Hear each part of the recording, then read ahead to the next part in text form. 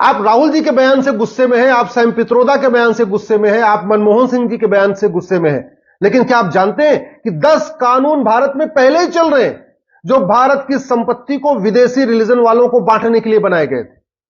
1894 में अंग्रेजों ने कानून बनाया था लैंड एक्विजिशन एक्ट, और लाखों एकड़ जमीन चर्च को दे दिया, मिशनरीज को दे दिया, स्कूल बनाने के नाम पे दे दिया, हॉस्पिटल बनाने के नाम पे दे दिया। पूरे देश में जो सिविल लाइन बनी है वो सिविल लाइन उसी 1894 वाले कानून से ही बनी है।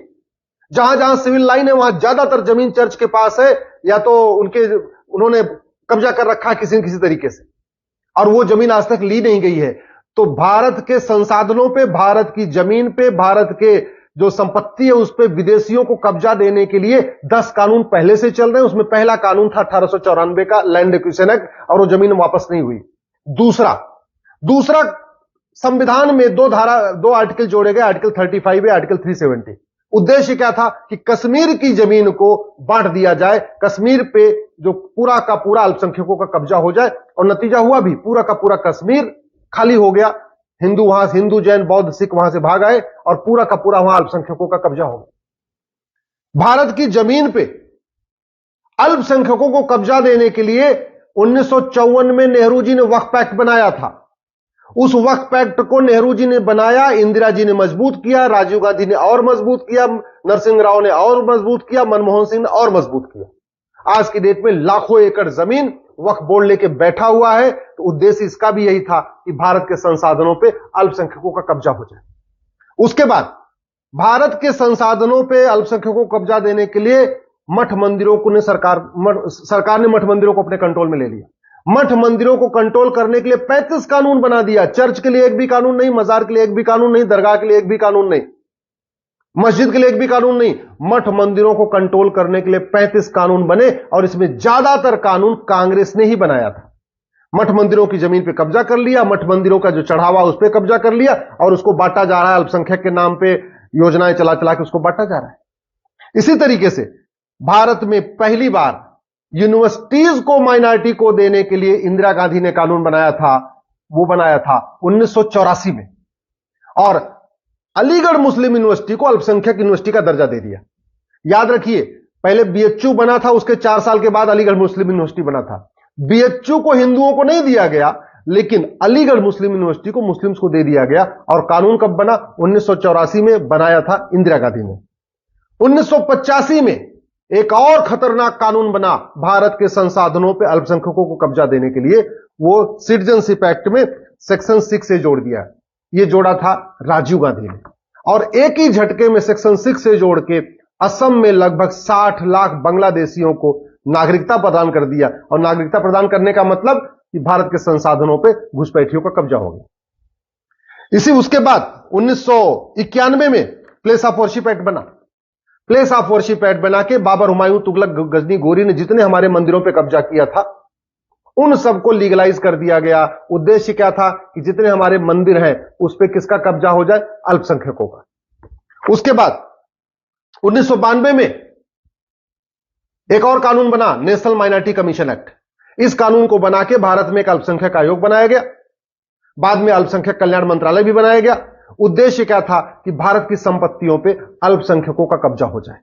उसके बाद 2004 में एक national minority commission education institution act बनाया गया, और भारत में बहुत सारी यूनिवर्सिटीज को अल्पसंख्यक यूनिवर्सिटी का दर्जा दिया गया। कहने को उसको माइनॉरिटी यूनिवर्सिटी का दर्जा दिया गया, वास्तव में उसको मुस्लिम यूनिवर्सिटी का दर्जा दिया गया। उद्देश्य क्या था कि भारत के ज्यादातर यूनिवर्सिटीज पे, बहुत सारे कॉलेजों पे अल्पसंख्यकों का कब्जा हो जाए, मुस्लिम्स का कब्जा हो जाए। उसके बाद उससे भी नहीं पेट भरा, 2012 में all India Muslim personal law board की बैठक होती है राहुल गांधी के साथ। All India Muslim personal law board कहता है कि आप मदरसों को राइट टू एजुकेशन के दायरे से बाहर निकालिए, और तुरंत राइट टू एजुकेशन एक्ट में एक से धारा जोड़ी जाती है और मदरसों को राइट टू एजुकेशन एक्ट से बाहर निकाल दिया जाता है। उद्देश्य क्या है कि ज्यादा से ज्यादा मदरसे खुले, मदरसों की कोई ऑडिट ना हो, मदरसों पे सरकार का कोई कंट्रोल ना हो, और मदरसे खुलते चले जाएं, और जितना ज्यादा मदरसा उतना ज्यादा भारत की संपत्ति पे उस मुस्लिम का कब्जा। इसलिए मैं कह रहा हूं, आप अगर राहुल गांधी के बयान से चौंक रहे हैं, सैम पित्रोदा के बयान से चौंक रहे हैं, मनमोहन सिंह जी के बयान से चौंक रहे हैं, तो आप इसका मतलब कहीं भ्रम में है। इसका मतलब आपको पूरी बात नहीं पता है। अरे 10 कानून तो पहले ही चल रहे हैं। भारत के संसाधनों पे मुस्लिम्स को या अल्पसंख्यकों को या क्रिश्चियंस को अधिक से अधिक यहां की संपत्ति पे उनको देने के लिए 10 कानून पहले ही चल रहे हैं, और वो कानून अभी तक वापस भी नहीं हुए। न जो 99 साल की लीज पे जमीन दी गई थी चर्च को, मिशनरीज को, न वो वापस ली गई, न वक्फ बोर्ड खत्म हुआ, न वक्फ पैक्ट खत्म हुआ, न जो वक्फ के पास लाखों एकड़ जमीन है वो वापस लेने की प्रक्रिया शुरू हुई, न जो सेक्शन 6 है जिसके अंतर्गत असम में घुसपैठियों को बसाया गया था, 60 लाख घुसपैठियों को, उस कानून को वापस लिया गया। तो अब इसलिए मैं आप लोगों से निवेदन कर रहा हूं, चुनाव का माहौल है, 5-5 हजार फेसबुक फ्रेंड बनाइए, अधिक से अधिक ऐसे वीडियोज को शेयर करिए जो कड़वी सच्चाई बोल रहे हैं, और ये जो लोग ऐसे महापाप किए हैं उनको सबक सिखाइए।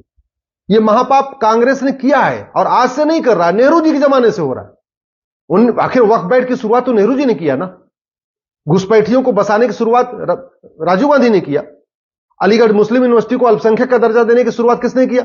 इंदिरा गांधी ने। तो एक के बाद एक जो कानून बनते गए, 1991 में हमारे मठ मंदिरों पर जो कब्जा करने के लिए कानून किसने बना? Place of worship act. उस समय में नरसिम्हा राव की सरकार थी। भारत में बांटने के लिए और अल्पसंख्यक मंत्रालय शुरू करने के लिए, अल्पसंख्यक आयोग शुरू करने के लिए कानून किसने बनाया? वो भी कांग्रेस ने बनाया। तो ये जो 10 कांग्रेस ने कानून बनाए हैं, इन कानूनों को वापस लेने के लिए आवाज उठाइए।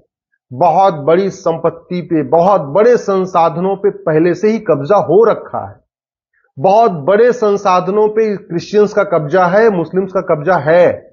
नया विरासत टैक्स नहीं भी आएगा तो पहले ही तरह कब्जा हो चुका है।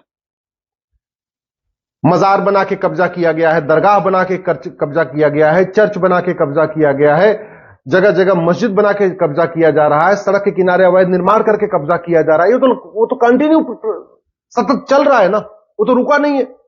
समाधान क्या है? समाधान है कठोर कानून। घुसपैठ के खिलाफ कठोर कानून बनाना पड़ेगा। ये 1946 वाला कानून खत्म करना पड़ेगा। घुसपैठियों की 100% प्रॉपर्टी जब्त करने, उनकी नागरिकता खत्म करने और घुसपैठियों को, मददगारों को आजीवन कारावास, फांसी देने के लिए कानून बनाना पड़ेगा। नहीं तो घुसपैठी आते जाएंगे और आज नहीं तो कल, जैसे एक सेक्शन 6 से जोड़ के पूरे असम में घुसपैठियों को बसा दिया गया। कभी गलती से अगर कांग्रेस की सरकार बनी तो याद रखिए, इस सिटीजनशिप एक्ट में बदलाव फिर कांग्रेस करेगी, जैसे उन्होंने पहले 6 से जोड़ा था सिटीजनशिप एक्ट में उनको बसाने के लिए, बांग्लादेशी घुसपैठियों को। ऐसे ही कोई एक नई धारा जोड़ेंगे और पूरे देश में जो 5 करोड़ घुसपैठिए रहते हैं, इनको सबको नागरिकता दे देंगे। अभी तो उन्होंने असम में दिया है। जिस दिन कांग्रेस की सेंटर में सरकार बनी, सेंट्रल गवर्नमेंट सरकार उनकी बनी, तुरंत सिटीजनशिप एक्ट को बदलेंगे और कहेंगे भैया आज की डेट में जितने लोग भारत में रह रहे हैं, एनआरसी तो भूल जाइए, वो सीधे कानून बना के बोलेंगे आज की डेट में जितने भारत में लोग रह रहे हैं सब के सब भारतीय हो। अगर हमने वक्फ एक्ट को खत्म नहीं किया तो याद रखिएगा, ये जो बेतहाशा जमीनों पे कब्जा हो रहा है, ये रुकेगा नहीं। और जब जमीनों पे कब्जा हो गया, असली लड़ाई तो जमीनों की है ना, कि किसकी जमीन पे किसका कितना कब्जा है। दुनिया के कई देशों के क्षेत्रफल से ज्यादा भारत में चर्च के पास जमीन है। दुनिया के कई देशों के क्षेत्रफल से ज्यादा भारत में वक्फ बोर्ड के पास जमीन है। अगर ये जमीन वापस नहीं ली गई, और वापस लेने के लिए सबसे पहले क्या करना पड़ेगा? कानून खत्म करना पड़ेगा।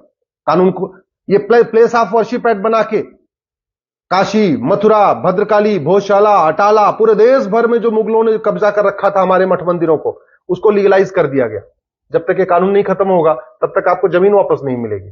सबसे पावरफुल होता है कानून। नेता कोई पावरफुल नहीं होता, न राष्ट्रपति पावरफुल होते हैं, न प्रधानमंत्री पावरफुल होते हैं, न मुख्यमंत्री पावरफुल होते। पावरफुल होता है कानून। भारत में कानून का राज है। जब तक ये घटिया कानून चलते रहेंगे तब तक 1 इंच जमीन आपको वापस नहीं मिलेगी। अगर आपको जमीन वापस लेनी है, वक्फ बोर्ड से जमीन वापस लेनी है, तो वक्फ बोर्ड को खत्म करना पड़ेगा, वक्फ एक्ट को खत्म करना पड़ेगा। अगर आपको जो चर्चेज के पास लाखों एकड़ जमीन है उसको वापस लेना है, तो कानून खत्म करना पड़ेगा, जमीन वापस लेना पड़ेगा। ये जो जगह जगह मदरसे बनते जा रहे हैं एकदम पूरी तरीके से, मज़ारें बनती जा रही हैं, दरगाहें बनती जा रही हैं, जगह जगह बनती जा रही हैं, इनको रोकना है। अवैध निर्माण के खिलाफ कठोर कानून बनाना पड़ेगा। मैं आपसे आग्रह करता हूं, कांग्रेस की कड़वी सच्चाई को, कांग्रेस की इस घटिया सोच को जन जन तक पहुंचाइए। और पता चलना चाहिए लोगों को कि ये जो विरासत टैक्स अभी लाने की बात कर रहे हैं, जो अभी कह रहे हैं हम अभी ऑडिट कराएंगे, इसके पहले ही कांग्रेस 10 कानून पहले ही बना चुकी है।